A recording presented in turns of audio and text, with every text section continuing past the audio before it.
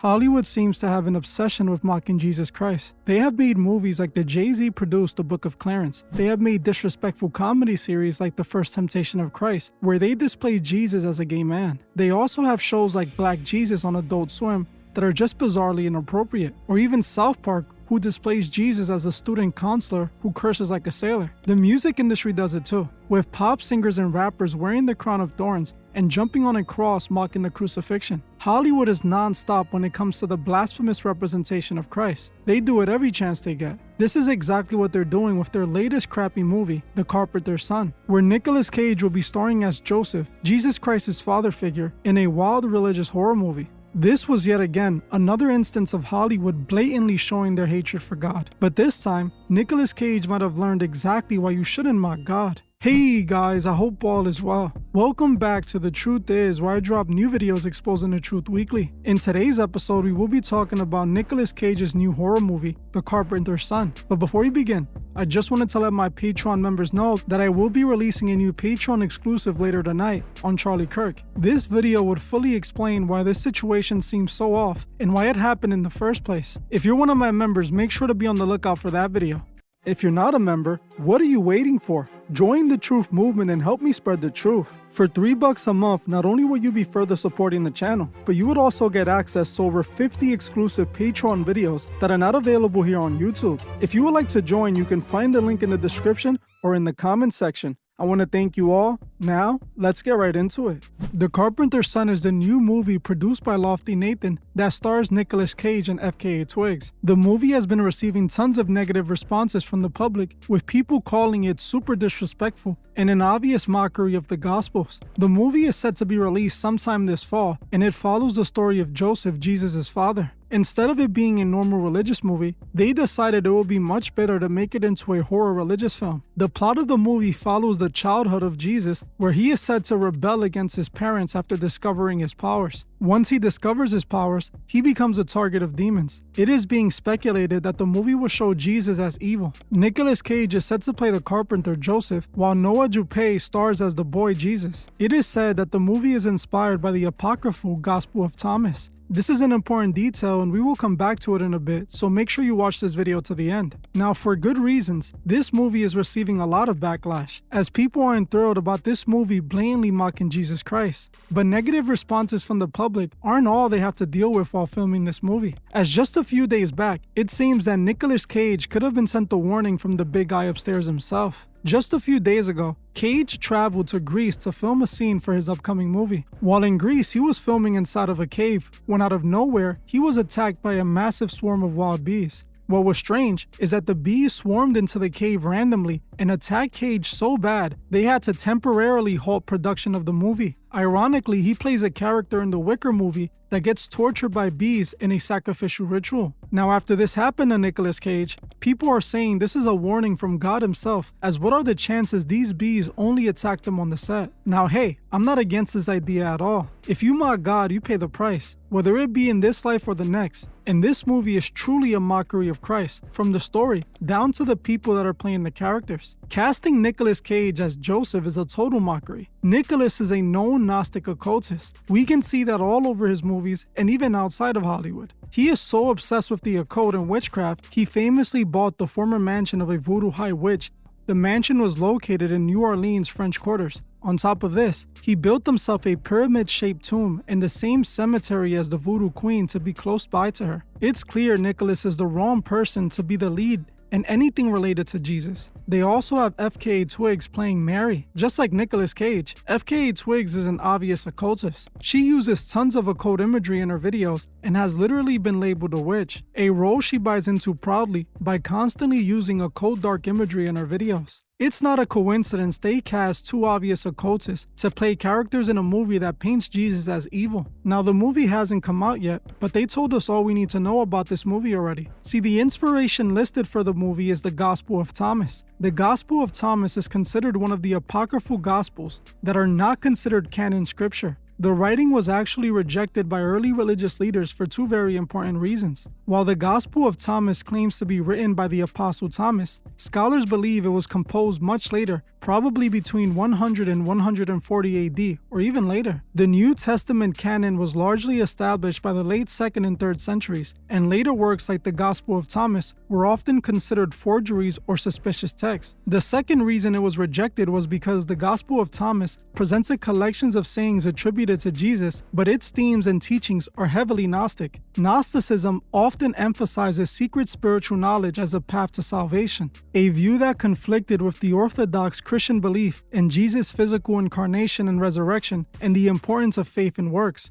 The Gospel of Thomas is considered Gnostic teachings, and it is likely written by Gnostics. Now, I have spoken about Gnosticism a few times on YouTube. I have this full video about Gnosticism here. You can find the link in the description. Many of these Hollywood celebrities are into Gnostic teachings. What the Gnostics believe is that Jesus wasn't real. They don't think he was God incarnated. They believe Jesus was only the spirit of their God named the Monad, who possessed the man Jesus after he got baptized. They believe that the spirit of the Monad left Jesus, the man, before the crucifixion, meaning they don't believe Jesus died for our sins and redeemed humanity. Instead, they believe he only came to show people how to unlock the God within themselves in order to transcend and join the monad in heaven. There are obvious reasons why the Gospel of Thomas was rejected, because it preaches the same thing Lucifer preached in the garden, that man and women are God and we are being stopped by a malicious God. This film is based on Gnostic teachings. Gnosticism is behind many occult religions and secret societies. The infamous occultist Aleister Crowley himself was inspired by Gnostic teachings, using it in his own religion.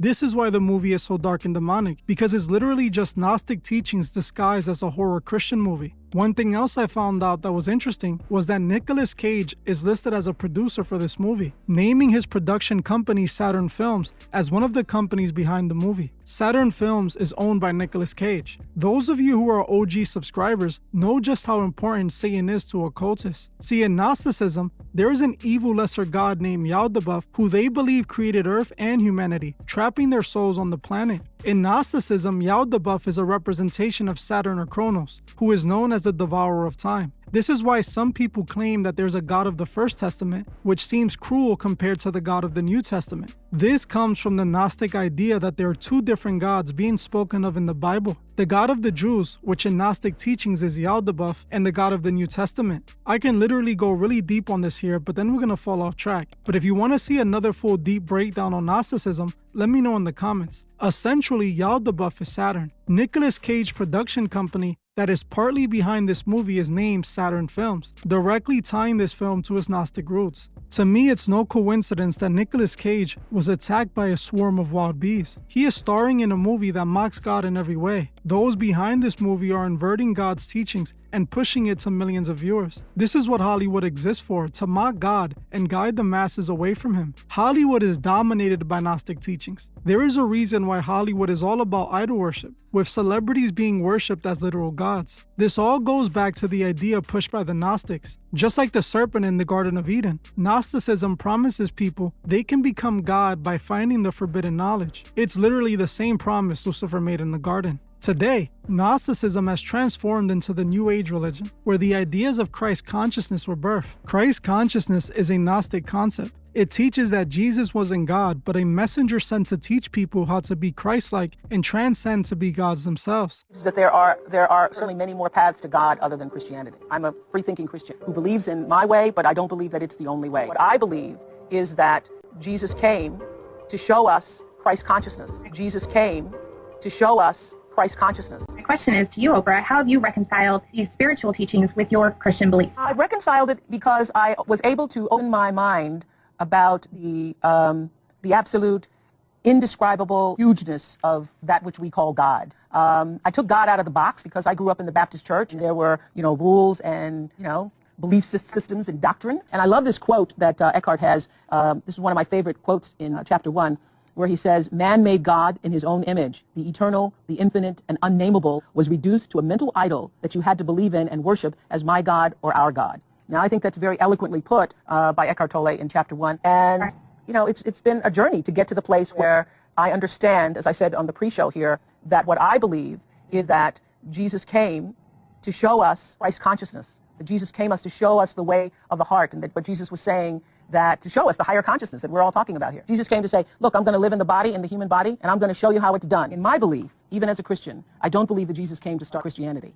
The new spirituality is that you are your own best authority. As you work to know and love yourself, you discover how to live a more spiritual life. The old is God and the path to worship him have already been defined. All you need to do is follow the directions. The new is being able to listen within your own definition of spirituality. Your deeper longings are your compass on the search. And the old says exactly what Eckhart was saying, that there's only one path. It's the right way, and all other ways are wrong. And the new spirituality says that many paths lead to spiritual freedom and peace. You have a rich array of gems from which to draw illumination. The world's religious traditions, mythology, psychology, healing methods, scientific wisdom, your own experience, and that you can begin to string a necklace all your own. Then she lists, they're old. This is literally the same exact thing the Gnostics teach, and if you look it up, you can see that the New Age was inspired by Gnostic teachings. These movies aren't just movies, they're occult propaganda. While these movies might seem innocent, they are littered with damaging spiritual messages. This movie shows us that, and it goes way too far. I don't understand how Hollywood is allowed to mock Christians and it's never seen as disrespectful and wrong.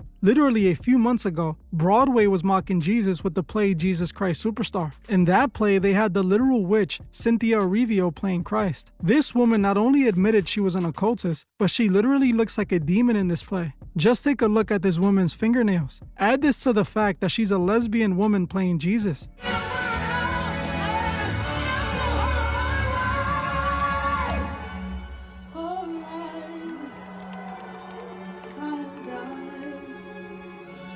Just watch me now. See how I die. See how I die.